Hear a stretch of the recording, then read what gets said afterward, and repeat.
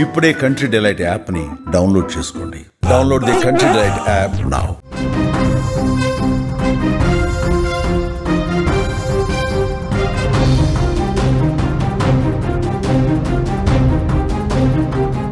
Breaking news చూస్తున్నాం. సంగారెడ్డి జిల్లాలో విషాదం నెలకొంది. బర్కతుల్లా ఖాన్ అనే వ్యక్తి బలవన్ మరణానికి పాల్పడ్డాడు. అమీన్పూర్ చెరువులోకి దూకేశాడు బర్కతుల్లా ఖాన్. చెరువు గట్టుపై ఒక లెటర్ను పెట్టాడు. చెప్పులు, మొబైల్ ఫోన్ గట్టు మీదే ఉన్నాయి. భార్యతో విభేదాల కారణంగా బలవన్ మరణానికి పాల్పడ్డట్టుగా సమాచారం వస్తుంది. భార్యను కొట్టిన కేసులో జైలుకెళ్లి ఇటీవలే విడుదలయ్యాడు మృతుడు. వివాహ బంధాల్లో తలెత్తుతున్న వివాదాలు తీవ్ర విషాదాలుగా మారిపోతున్నాయి. ఒకరికొకరు దాంపత్య జీవితంలో కలిసి సాగే మజిలీలో వచ్చే మనస్పర్ధలు, కలతలు ఇలాంటి అనర్థాలకు దారితీస్తున్నాయి. సర్దుకుపోతే సాఫీగా ప్రయాణం సాగిపోతుంది. ఇలాంటప్పుడు ఏవో చిన్న చిన్న ఒడిదుడుకులు వస్తూ ఉంటాయి. వాటిని మనసు మీదకి తీసుకుంటే ప్రాణాలు పోగొట్టుకుని ఈ విధంగా విషాదంగా మారుతున్నటువంటి పరిస్థితి ఉంది. హత్యలు, ఆత్మహత్యలకు కారణమవుతున్నాయి.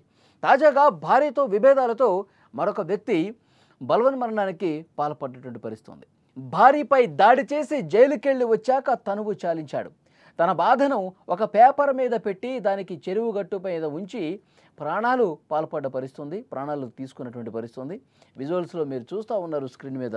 అతని చెప్పులు కావచ్చు, ఒక పేపర్ కావచ్చు అక్కడ పెట్టేసి బలవన్ మరణానికి పాల్పడ్డాడు. సంగారెడ్డి జిల్లా అమీన్పూర్ మున్సిపాలిటీ పరిధిలోని అమీన్పూర్ చెరువులో పడి బర్కతుల్లా ఖాన్ అనే వ్యక్తి చనిపోయాడు. హఫీజ్పేట్ ఆదిత్యనగర్ కాలనీకి చెందిన బర్కతుల్లా ఖాన్ తన భార్యతో గత కొంతకాలంగా విభేదాలు నడుస్తున్నాయి. అనుమానంతో ఆమె మీద గొడవ కూడా పడ్డాడు చాలా సందర్భాల్లో. ఈ గొడవల కారణంగా కేసులు నమోదయ్యాయి. కేసులు నమోదైన తర్వాత అతను జైలు శిక్ష కూడా అనుభవించాల్సిన పరిస్థితి. భార్యను చితకబాదిన కేసులో అతడికి జైలు శిక్ష వేసింది కోర్టు. జైలు నుంచి వచ్చాక తీవ్ర మనస్తాపంతో అతడు బలవన్ మరణానికి పాల్పడ్డాడు. ఎందుకంటే అతను జైలు నుంచి తిరిగి వచ్చిన తర్వాత భార్యను కొట్టాడు, అందుకే జైల్లో పెట్టాడని చెప్పి చాలామంది ఆ విధంగా ఆయన్ని తక్కువ చూసినటువంటి పరిస్థితి ఉంది. ఆయన చిన్న చూపు చూసిన పరిస్థితి.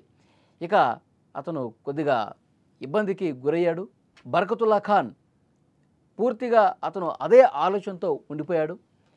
ఇక సూసైడ్ చేసుకుందామని చెప్పి భావించి అమీన్పూర్ చెరువు దగ్గరికి వెళ్ళాడు, ప్రాణాలు తీసుకున్నాడు. చనిపోయే ముందు చెప్పులు, మొబైల్ ఫోను, తన ఆత్మహత్యకు కారణాలు ఇవన్నీ కూడా లెటర్ మీద రాసి చెరువు మెట్లపై వదిలి వెళ్ళిపోయినటువంటి పరిస్థితి ఉంది. ఈ మధ్యకాలంలో బలవన్ మరణాలు పెరిగిపోవటం ఆందోళన కలిగిస్తోంది. బలవంతంగా చనిపోవటానికి ప్రధాన కారణాల్లో ఒకటి కుటుంబంలో కలహాలు. చిన్న చిన్న విషయాలకు కూడా చాలామంది జీవితాన్ని అర్ధాంతరంగా ముగించేసి వాళ్ళ కుటుంబాన్ని తీవ్ర విషాదంలోకి నెట్టేస్తున్నటువంటి పరిస్థితి. అంటే అదే ఆలోచనలో ఉండిపోతున్నారు, అదే ట్రాన్స్లో ఉండిపోతున్నారు. ఇంకా నాకు లైఫ్ లేదు, నాకు ఇంకా జీవితం లేదు, ఎందుకు ఈ జీవితం, నా జీవితం సర్వనాశనం అయిపోయిందని చెప్పి క్షణికావేశానికి గురై ఈ విధంగా ప్రాణాలు తీసుకున్న పరిస్థితి. మొత్తం తన కుటుంబానికి కనిపించిన ఆ తల్లిదండ్రులను కూడా దూరమైనటువంటి పరిస్థితి. దానికి కారణం ఏంటి? ఒకసారి జైలుకి వెళ్ళి వచ్చాడు. జైలుకి వెళ్ళి వస్తే పూర్తిగా తన పరువు, ప్రతిష్ట మొత్తం పోయింది. ఊళ్ళో తలెత్తుకుని తిరగలేని పరిస్థితి ఏర్పడింది. జైలుకి వెళ్ళి వచ్చాడని చెప్పి ఆ ముద్ర పడిపోయింది. ఇంకా నేను ఎందుకు బతకాలి, తప్పు నేను ఒక్కడనే చేసినట్టుగా నిందలు మొత్తం నా వైపే ఉన్నాయి, ఇంకా నేను బతకడం వేస్ట్ అనుకుని ఈ విధంగా మానసికంగా చాలా క్షోభకు గురైపోయి, ఆవేదనకు గురైపోయి సూసైడ్ చేసుకున్న పరిస్థితి. మరి సూసైడ్ నోటు కూడా ఒకటే రాసినట్టుగా కనిపిస్తోంది. స్క్రీన్ మీద మీరు చూడొచ్చు.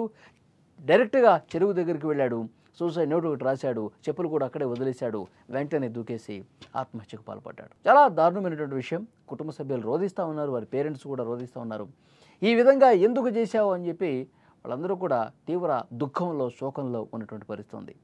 అందుకే ఒక్కసారి ఆలోచించాలి. కుటుంబంలో మనస్పర్ధలు ఉంటే, ఫ్యామిలీలో ఇబ్బందులు ఉంటే కౌన్సిలింగ్ తీసుకోవాల్సిన అవసరం ఉంది. దీనికి ప్రతి సమస్యకి ఒక పరిష్కారం తప్పకుండా ఉంటుంది. మన కష్టాలు తొలగిపోవటానికి కొన్ని దారులు ఉంటాయి. మనకి ఏ దారి లేదు, నా జీవితం ఒక ముళ్ళదారి అయిపోయింది, నాకు ఇంకా బతుకు లేదు అనుకోవటం అనేది తప్పు. ఇలాంటి మానసికంగా ఇబ్బంది పడే వాళ్ళకి మీరు ఫ్రెండ్స్ కావచ్చు, కుటుంబ సభ్యులు కావచ్చు, ఎవరైనా సరే అలాంటి వారిని దగ్గరికి తీయండి, చేరదీయండి, వారితో సంతోషంగా గడపండి.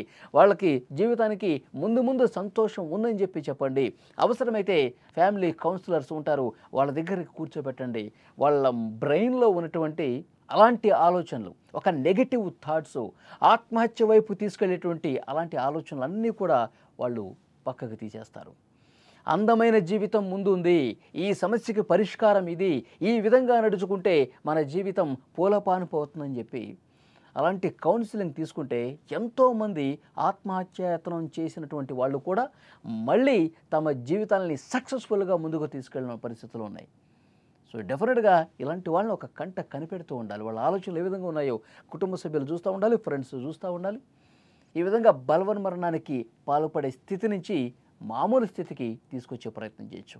ఈ కేసులో కూడా అర్బతుల్లా ఖాన్ అతను భార్యతో గొడవపడ్డ కారణంగా అతన్ని జైల్లో పెట్టారు. జైలు నుంచి వచ్చిన తర్వాత అవమానం తట్టుకోలేక పరుగు పోయిందన్న ఉద్దేశంతో చనిపోయినటువంటి పరిస్థితి ఉంది.